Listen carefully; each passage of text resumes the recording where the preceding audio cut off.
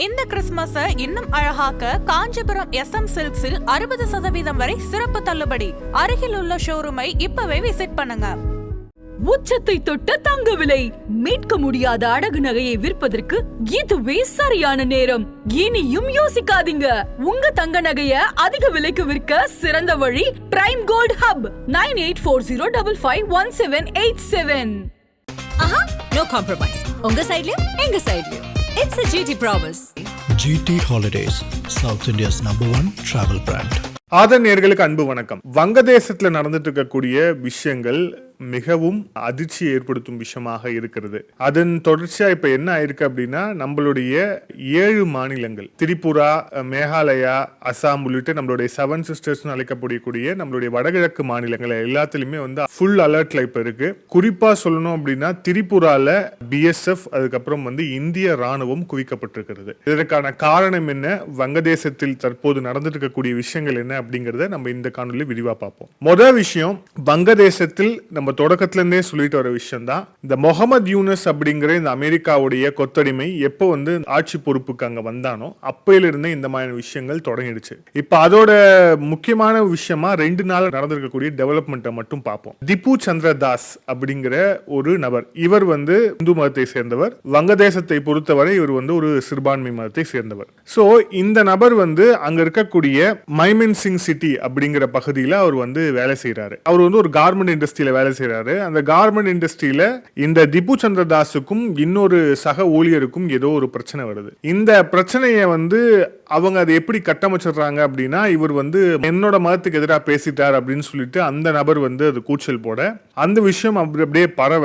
So வந்து அதற்கு பிறகு என்ன நடக்குது அப்படின்னா, ஏற்கனவே அங்க ஒரு போராட்டம் நடந்துட்டு இருக்கு. அந்த போராட்டம் வந்து உஸ்மான் ஷரீஃப் ஹதி அப்படிங்கிற ஒரு நபர், இவன் வந்து கடந்த காலங்களில் இந்தியாவுக்கு எதிராக தொடர்ச்சியாக வந்து செயல்பாட்டில் வந்து இறங்கிட்டு வந்தவன். அவனை வந்து மர்ம நபர்கள் பதம் பார்க்கிறாங்க, அவன் வந்து எலிமினேட் செய்யப்படுறான். இதன் தொடர்ச்சியாக வங்கதேசத்துல வந்து புரட்சியாளர்களை தான் இப்ப இந்த எந்த புரட்சியாளர்கள் அப்படின்னா, ஷேக் ஹசீனாவுடைய அதிபர் மாளிகைக்குள்ள அத்துமீறி புகுந்து அவங்களுடைய புடவையிலிருந்து உள்ளாடையிலிருந்து அங்க இருந்த சோஃபா செட் வரைக்கும் தூக்கிட்டு போன புரட்சியாளர்கள் வந்து கொதிச்சு போய் இந்த திப்பு சந்திர தாஸ் வந்து அடிக்கிறாங்க. அடிச்சது மட்டும் கிடையாது, ஒரு பப்ளிக் பிளேஸ்ல கட்டி வச்சு இந்த திப்பு சந்திர தாஸை எரிச்சு கொள்றாங்க. இந்த வீடியோ வந்து மிகவும் வைரலாக வந்து பரவி, குறிப்பாக அங்க இருக்கக்கூடிய சமூக வலைதளங்கள்ல பரவி, சமூக வலைதளங்கள்ல பார்த்த பிறகுதான் அந்த குடும்பத்துக்கே, யாரு திப்பு சந்திர தாஸோடைய குடும்பத்துக்கே, நம்மளுடைய மகன் வந்து இறந்துட்டான் அப்படின்னு அவங்க அப்பா வந்து பதறி அடிச்சு போய் இதுக்கப்புறம் இந்த குடும்பத்துக்கு அதுக்கு பிறகுதான் வந்து தெரிய வருது. சோ இது எத்தகைய ஒரு கொடூரமான ஒரு மனநிலையோடு பங்களாதேஷ்ல இருக்கக்கூடிய அந்த நபர்கள் செஞ்சுக்கிட்டு இருக்கிறாங்க அப்படிங்கிறத பார்க்கிறோம். தொடர்ச்சியாக எல்லை மீறப்படுகிறது. இதுல குறிப்பா வந்து இந்தியாலையும் இதற்கான ரியாக்ஷன்ஸ் இருக்கு. இந்தியால மிக குறிப்பாக நம்மளுடைய பிரதான எதிர்க்கட்சியாக இருக்கக்கூடிய காங்கிரஸுடைய பிரியங்கா காந்தி அவர்கள் தொடங்கி பாஜக இருக்கக்கூடிய தலைவர்கள் தொடங்கி எல்லாருமே இதுக்கு வந்து கடுமையான கண்டனம் தெரிவிச்சிருக்கிறாங்க. இது எந்த மாதிரியான ஒரு மனோநிலையுடைய வெளிப்பாடு அப்படிங்கறத வந்து பார்க்கிறோம். இதுல குறிப்பா சொல்லணும் அப்படின்னா, எந்த அளவுக்கு ஒரு மத வெறியோடு அந்த நாடு இப்போ மாறி இருக்கு அப்படிங்கிறதுக்கான மிக முக்கியமான ஒரு சான்று தான். அந்த நாடு அப்படி கடந்த காலங்களில் பெருமளவு பார்த்தோம் அப்படின்னா அப்படி இருந்தது கிடையாது. ஷேக் ஹசீனா இருந்தவரை அங்கே இருக்கக்கூடிய சிறுபான்மையினர் அப்படிங்கிறவர்கள் பாதுகாக்கப்பட்டார்கள். சிறுபான்மையினா வெறும் இந்துக்கள் கிடையாது, சீக்கியர்கள் இருக்கிறாங்க, பௌத்தர்கள் இருக்கிறாங்க. இவங்க எல்லாருக்குமான பாதுகாப்பை உறுதி செய்தார் ஷேக் ஹசீனா. அந்த நாட்டுடைய வளர்ச்சியும் உறுதி செய்தார் ஷேக் ஹசீனா. ஆனா அப்பேற்பட்ட ஒரு தலைவரை விரட்டி விட்டுட்டு இந்த 4 ரவுடி பசங்க கிட்ட இந்த ஆட்சி போனதன் விளைவு இன்னைக்கு ஒரு அந்த நாட்டை பொறுத்தவரை சிறுபான்மை மதத்தை சேர்ந்த ஒரு நபரை பொது வெளியில வைத்து எரித்து கொள்ளும் அளவுக்கு இந்த ராஸ்கல்ஸுக்கு வந்து தைரியம் போயிருக்கு அப்படின்னா, இவர்களை இனிமேலும் இந்த சர்வதேச சமுதாயம் சரி, சர்வதேச சமுதாயம் புடலங்கா எல்லாத்தையுமே தாண்டி இனிமேலும் இவர்களை இந்தியா வேடிக்கை பார்க்க கூடாது அப்படிங்கிறது தான் மிக நிச்சயமாக இருக்கக்கூடிய கருத்தா இருக்கு. அது மட்டும் இல்லாம இந்த உஸ்மான் ஷரீஃபோடைய இந்த மரணம் அப்படிங்கிறது இதற்கு இந்தியா தான் காரணம் அப்படின்னு வந்து பொதுவாக வந்து அங்க வந்து பரப்பப்பட, அதை வந்து அங்க இருக்கக்கூடிய யூனஸ் அரசாங்கம் அதை வந்து ஊக்குவிக்க, மிக குறிப்பாக இந்த விஷயங்கள் எல்லாமே வந்து அடுத்தடுத்து நடந்துகிட்டே இருக்கு அப்படிங்கறத பாக்குறோம். சோ இந்த மிகப்பெரிய வயலன்ஸ் நடந்த பிறகு என்ன ஆயிருக்கு அப்படின்னா, நம்மளுடைய இந்திய எல்லைக்குள்ளேயும் வந்து இந்த வங்கதேசத்தை சேர்ந்தவர்கள் ஒரு சிலர் எல்லை மீறி உள்ள வருவதற்கு ட்ரை பண்ணிருக்காங்க. அதுல குறிப்பா சொல்லணும் அப்படின்னா, ரகுமான் அப்புறம் வந்து மொஷாஷித் அப்படிங்கிற 2 பேர். இந்த 2 பேரும் வந்து மேகாலயா பார்டரை கிராஸ் பண்ணி இந்தியாக்குள்ள வருவதற்கு ட்ரை பண்ணிருக்காங்க.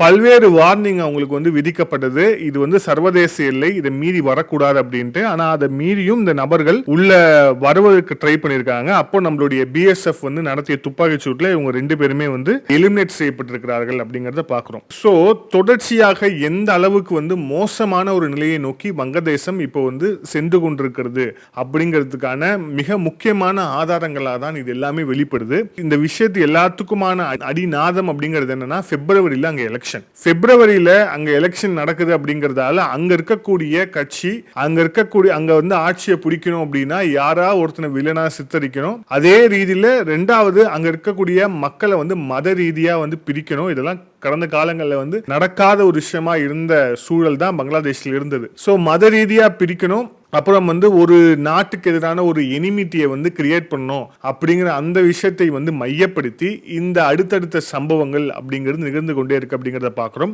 1971க்கு முன்னாடி இந்த நாடு உருவாவதற்கு என்ன காரணமா இருந்தது அப்படின்னா, ஆபரேஷன் சர்ச் லைட் அப்படிங்கிற பேர்ல பாகிஸ்தான் ராணுவம் நடத்திய ஒரு அட்ராசிட்டி. குறிப்பாக வங்கதேசத்துக்குள்ள புகுந்து அங்க இருக்கக்கூடிய பெண்களை வந்து பாலியல் ரீதியாக துன்புறுத்தி பல ஆயிரம் பெண்களுக்கு அவங்களை வந்து மிக மோசமாக நடத்தி பல ஆயிரம் ஆண்கள் வந்து கொல்லப்பட்டு இந்த அளவுக்கு அடக்குமுறையோடு இருந்த ஒரு நாடை, குறிப்பா இந்த அளவுக்கு ஆக்கிரமிப்பு செய்து அவர்கள் மீது வந்து கொடுமையை வந்து ஏவிக்கொண்டிருந்த ஒரு பாகிஸ்தான் ராணுவத்தை முட்டி போட வைத்து அவர்களை புறமுதுகிட்டு ஓட வைத்தது இந்திய ராணுவம். அந்த நாடு அதுக்கப்புறம் தான் தப்பி பிழைச்சு முஜிபுர் ரஹ்மான் அப்படிங்கிற ஒரு தலைவர் அவர் வந்து அதுக்கப்புறம் தான் அந்த நாடு வந்து ஒரு தனி நாடாக மலர்ந்து அதுக்கப்புறம் வந்து அது போக ஆரம்பிச்சது அப்படிங்கிறத பார்க்கிறோம். பட் ஆனால் அது எல்லாத்தையுமே கடந்து இப்ப இந்த நாடு தன்னுடைய இன்னொரு தந்தையர் நாடா இருக்கக்கூடிய இந்தியாவை வந்து சீண்டுவது மட்டும் கிடையாது, எந்த அளவுக்கு மோசமா போயிருக்கிறாங்க அப்படிங்கறத வந்து பார்க்கிறோம். குறிப்பாக இந்தியாவுடைய 7 மாநிலங்களை நாங்க வந்து உடைப்போம்,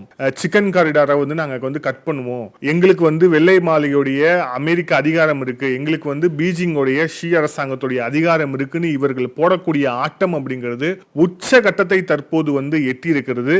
இதை இன்னமும் வேடிக்கை பார்க்குமா இந்தியா அப்படிங்கிற மிக முக்கியமான கேள்வி இருக்கு. ஏன் அப்படின்னா, ராஜாங்க ரீதியாக நம்ம செய்ய வேண்டிய அழுத்தத்தை நம்ம கொடுத்தாச்சு. குறிப்பாக பங்களாதேஷோடைய ஹை கமிஷனரை வந்து கூப்பிட்டு கண்டனம் தெரிவிச்சாச்சு. அதுக்கப்புறம் வந்து விளக்கமும் கேட்டாச்சு. சோ தொடர்ச்சியாக இருந்தாலும் இந்த மாதிரி சம்பவங்கள் நடந்துகிட்டே இருக்கு. அதோடைய உச்சகட்டமான ஒரு சம்பவம் தான் இந்த திப்பு சந்திர தாஸ் அப்படிங்கிற அந்த இளைஞர் வந்து கொல்லப்பட்ட இந்த விவகாரம். திப்பு சந்திர தாஸ் உடைய அந்த ஃபேமிலி பேக்ரவுண்ட் அப்படிங்கிறது அப்பா, அம்மா, ஒரு குழந்தை, மனைவி, இவங்க இந்த குடும்பத்துக்கு அவர் ஒருத்தர் தான் வந்து பிரெட் வினரே. இவர் போய் வேலை செய்தாதான் அந்த குடும்பம் வந்து சாப்பிட முடியுங்கிற ஒரு சூழல் இருக்கக்கூடிய ஒரு ஏழை. அவர் வந்து கார்மெண்ட்ஸ்ல வந்து ஒர்க் பண்ணிட்டு இருக்கக்கூடிய ஒரு சாதாரண தொழிலாளி. இவர் ஏதோ பெரிய ஒரு இந்து அமைப்புக்கு சேர்ந்தவரோ இல்ல இந்து மத போராட்டக்காரரோ யாருமே கிடையாது.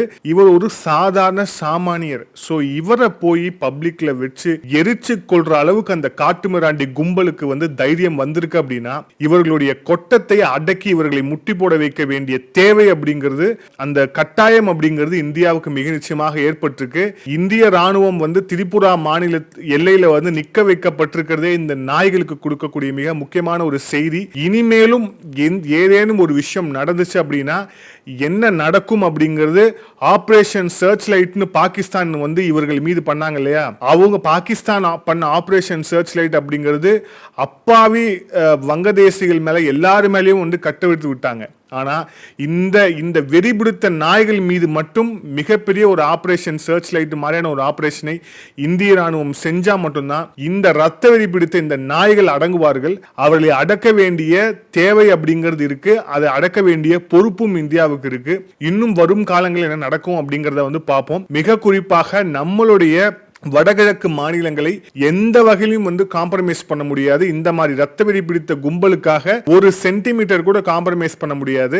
நம்மளுடைய தேசிய பாதுகாப்பு ஆலோசகர் அஜித் அவர்கள் சொன்னதுதான், ஏதாவது ஒரு விஷயம் வந்து நீங்க தவறா பண்ணீங்க அப்படின்னா 21 கிலோமீட்டர் இருக்கக்கூடிய அந்த சிக்கன் காரிடார் அப்படிங்கிறது கிட்டத்தட்ட 200 கிலோமீட்டர் காரிடாரா மாறிடும், ஜாக்கிரதை அப்படின்னு வந்து கடந்த காலங்களில் வச்ச அந்த எச்சரிக்கை அப்படிங்கிறது மிக நிச்சயமாக இப்ப வந்து ரெலவெண்டாக மாறி இருக்கிறது. இவர்களை அடக்க வேண்டிய நேரம் அப்படிங்கிறது வந்துவிட்டது. தொடர்ச்சியாக வங்கதேசத்தில் நடக்கக்கூடிய விஷயங்களை அடுத்தடுத்த அப்டேட்ஸை இன்னும் விரிவா பார்ப்போம். மீண்டும் இன்னொரு காணொலியில் சந்திப்போம். அது நன்றி, வணக்கம்.